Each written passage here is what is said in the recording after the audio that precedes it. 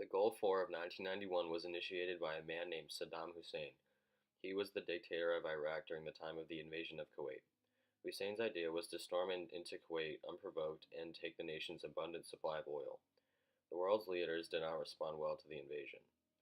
The United States, along with many other countries, agreed to force Hussein and his forces out of Kuwait. Operation Desert Storm was the first American offensive of the war. It is also the same mission that my uncle Kevin flew in. All right. I know this is kind of simple, but what is your full name? Kevin Brian Jackson. When did you decide that you want to be a pilot? It was during the summer before my senior year in college. And where did you go to college? Naval Academy, United States Naval Academy.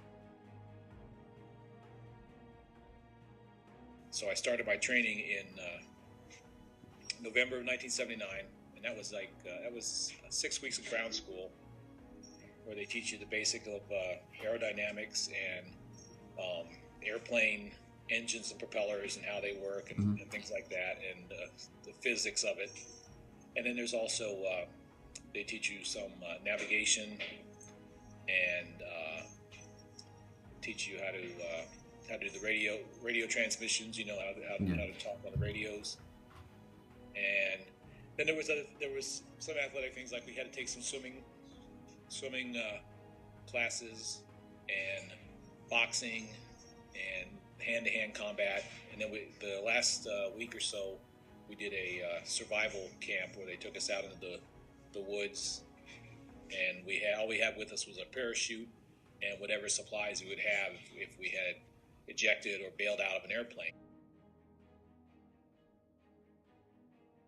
When did you learn that you were going to be flying in Desert Storm? And then as the cruise progressed, we realized that it was probably going to escalate to a war. So we were doing our training, and we were flying a lot of missions over Saudi Arabia. And since they're one of our allies in the Mideast there, they were allowing us to fly over their airspace and practice. We did a lot of practice bombing missions and intercept missions over Saudi Arabia, which is, except for a few cities there, was basically just a big giant desert. So there was plenty of room to fly around and do our missions and not bother anybody. Yeah. And right after Christmas of 1990, this was in 1990, so right after Christmas, we were getting word that it looked like, they had given the final ultimatum for him to leave Kuwait, and he had refused. So they said, okay, then, within probably in a couple more weeks, we're going to start to force him to leave, And so it was in the middle of January, I think the 17th of January, 1991 is when the actual war started. What kind of plane did you fly in the operation? I flew the E-2C Hawkeye, which is it's the Navy's version of the AWACS that the Air Force has. It's a twin-engine turboprop plane with a radar dome on top. It looks like a big frisbee, and it's got a radar in there that just circles around.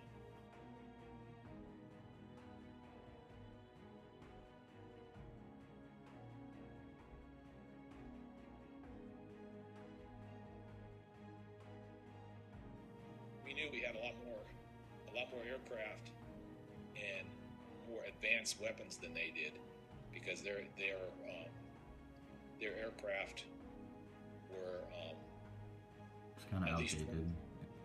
Very outdated and antiquated compared to ours. They didn't have any of the newer aircraft like the F-16 or the F-18 or any of the newer ones. And most of theirs were either from like the 60s or 70s at the best. And we knew that their training for their pilots and even their radar missile operators wasn't as extensive as ours. So the pilots didn't have as much flight time and experience and training as ours did. So we were at least from the air combat side, we had a high confidence that we could stop their air superiority and take control of the airspace over the their country. These are some images of the Iraqi fighters used during the Gulf War of 1991. As you can see, they are rusted, outdated, and not suitable for the caliber of warfare at the time.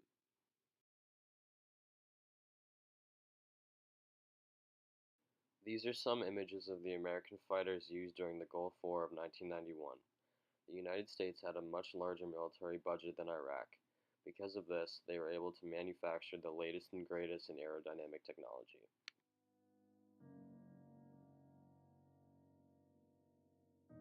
And our normal mission is to fly to a point somewhere 30 or 40 or 50 miles away from the aircraft carrier.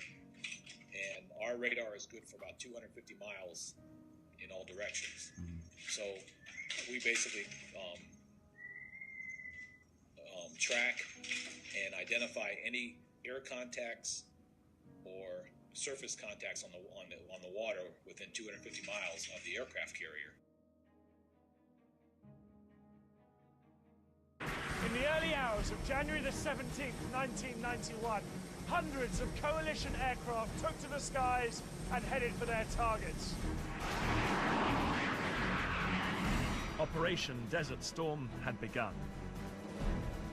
British RAF pilots in low-flying Tornado aircraft carried bombs designed to crater Iraqi runways. The Americans' first target was Iraq's capital.